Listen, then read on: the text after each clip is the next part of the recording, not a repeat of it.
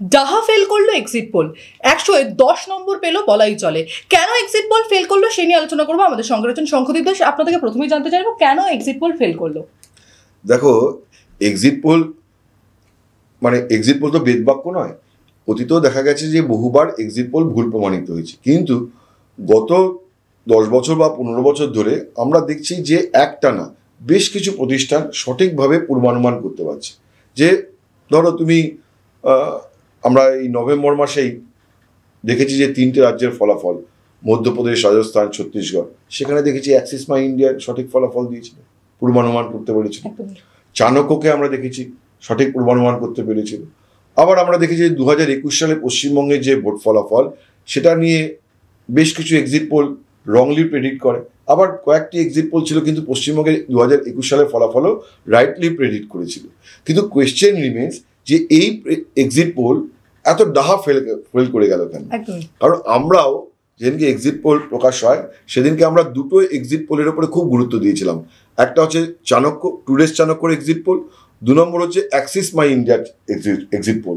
তার কারণ আমি দেখেছি যে ধারাবাহিকভাবে টুডেস চাণক্য সঠিক প্রেডিক্ট করে এসছে লোকসভা ভোটে, বিভিন্ন বিধানসভা ভোটে। একমাত্র আমি আগের দিনও বলেছিলাম যে 2015 সালের বিহার বিধানসভা নির্বাচনের যে এক্সিট পোল হয়েছিল, সেই এক্সিট পোলে হরিবলি ফেল করেছিল টুডেস চাণক্য। অথচ সেই এক্সিট পোলে অ্যাক্সিস মাই ইন্ডিয়া একদম রাইটলি প্রেডিক্ট করেছিল, এবং অ্যাক্সিস মাই ইন্ডিয়াকে গোটা ভারতবর্ষ চিনেছিল সেই এক্সিট পোল থেকে। আর একটা মজার ঘটনা আছে এটা নিয়ে, কারণ ওই 2015 সালের বিহারের বিধানসভা ভোটে তখন তো সবে কেন্দ্রে নরেন্দ্র মোদী সরকার তৈরি হয়েছে 2014 সালে, এবং তখন যখন অ্যাক্সিস মাই ইন্ডিয়া প্রেডিক্ট করছে যে বিহারে বিজেপি ধরাশায়ী হচ্ছে, ঠিক আছে, 2/3 মেজরিটি নিয়ে বা 3/4 মেজরিটি নিয়ে ক্ষমতায় আসতে চলেছে নীতিশ কুমার, কংগ্রেস এবং আরজেডির জোট মহাগঠবন্ধন, যে চ্যানেলের জন্য অ্যাক্সিস মাই ইন্ডিয়া করেছিল যে ওই সমীক্ষাটা, সেই চ্যানেল সাহস করে ওই এক্সিট পোল দেখাতেই পারেনি, তারা এয়ারই করেনি ওই এক্সিট পোল।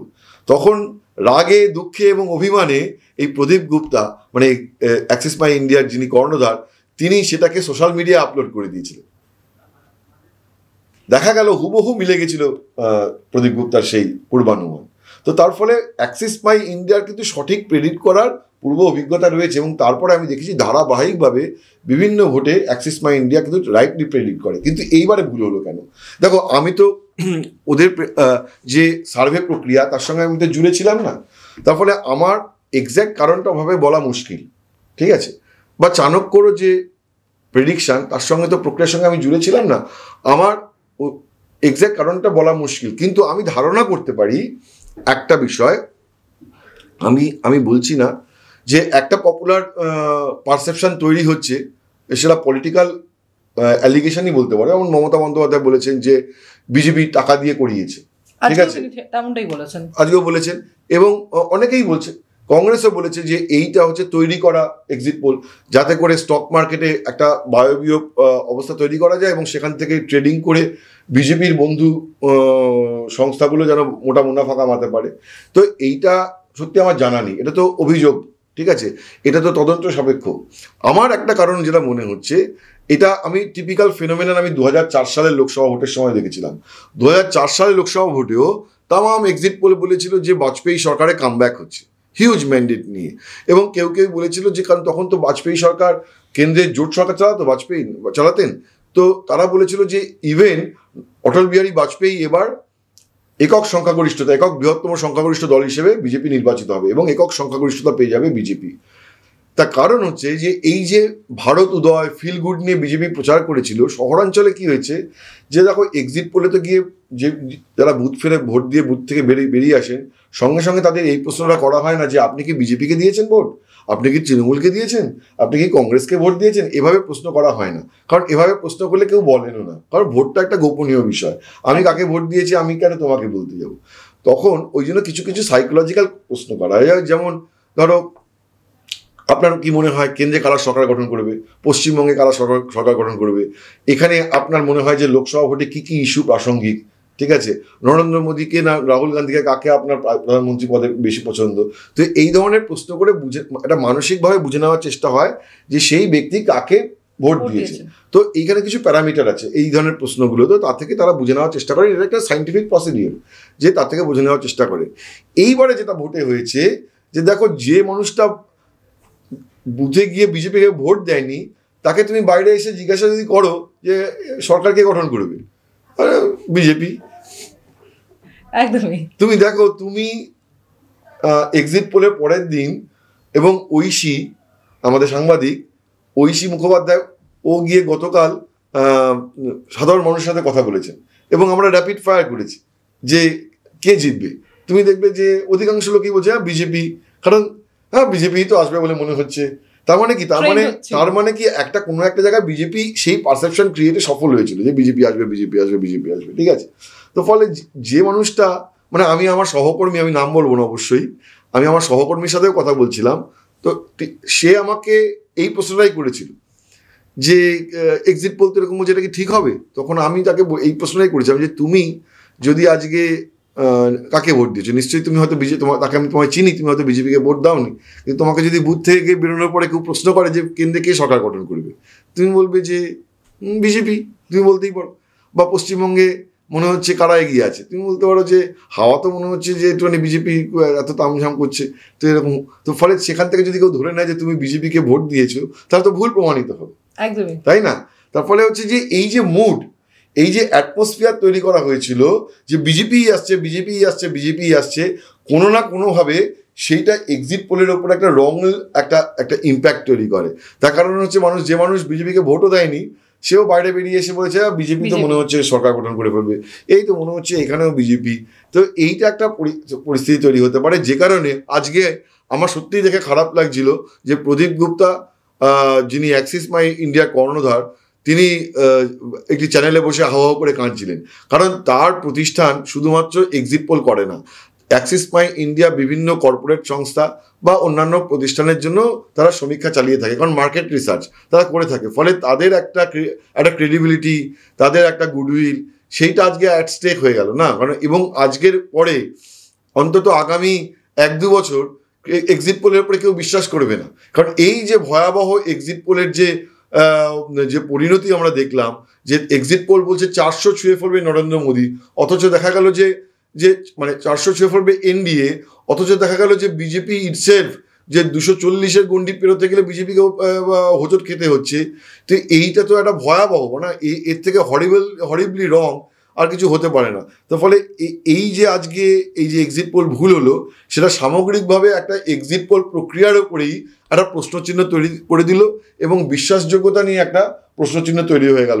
সব জায়গায় যে তারা মানে সব এক্সিট পোল সংস্থা তারা যে আপোষ করে এক্সিট পোল করেছে, আমার মনে হয় না, প্রক্রিয়াগত ভুল হয়েছে। এবং তুমি দেখবে যে আমরা যেদিনকে টুডেস চাণক্য এবং অ্যাক্সিস মাই ইন্ডিয়ার এক্সিট পোল নিয়ে আমরা যেদিনকে রিপোর্ট করেছিলাম, সেদিনকে আমরা বারবার বলেছিলাম যে দেখো এক্সিট পোল থেকে কি পাওয়া যায়।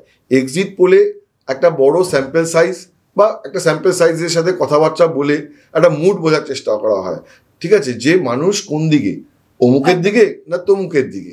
এই যে ধরো 100টা লোককে নিয়ে একটা স্যাম্পল সাইজ তৈরি করলে, তার মধ্যে তুমি দেখলে যে 40টা লোক অমুকের দিকে, 30টা লোক তমুকের দিকে, আর 10টা লোক হচ্ছে আনডিসাইসিভ, বা আরও 20টা লোক আনডিসাইসিভ। তার মানে তুমি বুঝলে যে 40% ভোট শেয়ার হতে পারে, বা 40% লোক এরকম বলছে, বা আরও ফাইনাল সাইন্টিফিক ওয়েতে। এতটা গোদা নয়, এতটা গোদা হলে তো সবাই করে ফেলতেন এক্সিট পোল, ঠিক আছে। আমি যতটা সহজ করে বলার চেষ্টা করছি, মানে এটা একটা বোঝানোর জন্য। এত গোদা প্রক্রিয়া এক্সিট পোল হয় না, এর পেছনেও অনেক সাইন্টিফিক ক্যালকুলেশন আছে, প্রক্রিয়াগত দিক আছে। আমি জাস্ট বোঝানোর জন্যই বলছি যে এক্সিট পোল থেকে কী হয়, যে একটা ভোট শতাংশের একটা আইডিয়া পাওয়া যায়, ঠিক আছে।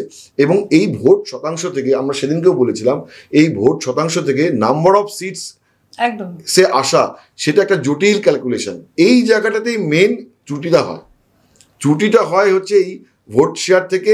মানে এইটা এখনো পর্যন্ত ত্রুটিমুক্ত নয়, বহু ক্ষেত্রে ত্রুটিমুক্ত হয়ও, কিন্তু সবসময় ত্রুটিমুক্ত হয় না। তো তার ফলে এইখানেই একখানা একটা জটিলতা এবং এখানে একটা ভুল হওয়ার সম্ভাবনা থেকে থাকে।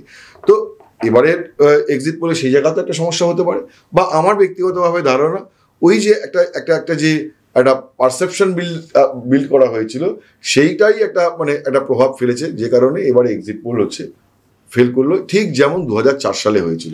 একটা বিষয় জানতে চাইবো, ওই এক্সিট পোল প্রকাশ হওয়ার পরে, ফল প্রকাশ হওয়ার পরে আমরা রাস্তায় বেরিয়ে পড়েছিলাম, মানুষের সঙ্গে কথা বলেছিলাম, সেখানে বহু মানুষ বলেছিলেন যে এক্সিট পোলে তারা ভরসা করছেন না। তাহলে মানুষ কি করছেন না বলা হয়েছিল যে আপনি যে কথাগুলো বলেছেন তারাও অনেকেই সেই কথাগুলো বলছিল। তাহলে সেক্ষেত্রে কি মানুষের কাছে খুব স্বাভাবিকভাবে বুঝতে পেরেছিলেন যে বিজেপি ট্রেন্ডটা আসবে না, যে ঝড়টা ঘুরছে? না দেখো, এটা তো হচ্ছে যে প্রতিটা মানুষেরই তো একটা রাজনৈতিক পছন্দ অপছন্দ থাকে। মানে মানে আমরা সাংবাদিকতা করি, আমরা সাংবাদিকতার জায়গায় আমরা কোনো পক্ষপাত রাখি না, কিন্তু তুমি সাংবাদিকতার তোমার সত্তার বাইরে তোমার একটা ব্যক্তি সত্তা আছে, সেখানে তুমি যদি আজকে ভোট দাও তোমার একটা পছন্দ অপছন্দ আছে, তো প্রত্যেকটা মানুষের একটা পছন্দ অপছন্দ আছে। প্রাথমিকভাবে কি হয়, এক্সিট পোলে ফলাফল বেরোনোর পরে কি হয়, যে মানুষ এ দলের সমর্থক, এক্সিট পোলে ফলাফল যদি সেই এ দলের বিরুদ্ধে থাকে, সে বলে এক্সিট পোল ভুল হয়েছে, ঠিক আছে। ফলে সাধারণ মানুষের রিয়াকশন দিয়ে এক্সিট পোল ভুল হয়েছে, এটাকে অতটা সরলীকরণ করলে ভুল হবে। দেখো, এক্সিট পোল একটা এত বছর ধরে একটা চলে আসা প্রক্রিয়া, ঠিক আছে। সেখানে এক্সিট পোলকে আমরা ঠিক হতেও দেখেছি, ভারতবর্ষে প্রচুর এক্সিট পোল সঠিক হয়েছে, ফলে তার পেছনে একটা সায়েন্টিফিক মেথড আছে, তার পেছনে প্রচুর মানুষের পরিশ্রম আছে। সেই পরিশ্রমটাকে আজকে পুরোটাই তুমি যে ওটা ভুলভাল এটাকে বলে দিতে পারো না। একটা ব্যাপারে আজকে এবারে তাদের ধারণা করতে ভুল হয়েছে, সেইটার জন্য পুরো এক্সিট পোলের যে বিশ্বাসযোগ্যতা নিয়ে একটা প্রশ্নচিহ্ন তৈরি হয়েছে। আমি বলছি না যে কোশ্চেন তৈরি হয়নি, কিন্তু সাধারণ মানুষ যে বলছে যে এক্সিট পোল মানেই ভুল, এইটাও ওরকম হবে, অতটা সরলীকরণ করলে ভুল হবে। একদমই। এই এক্সিট পোলের যে বিশ্বাসতা সেটা ফেরে কিনা সেদিকে আমাদের নজর থাকবে। আপনাদের নজর থাকুক দ্য ওয়ালে, কারণ খবর এখন এখানেই।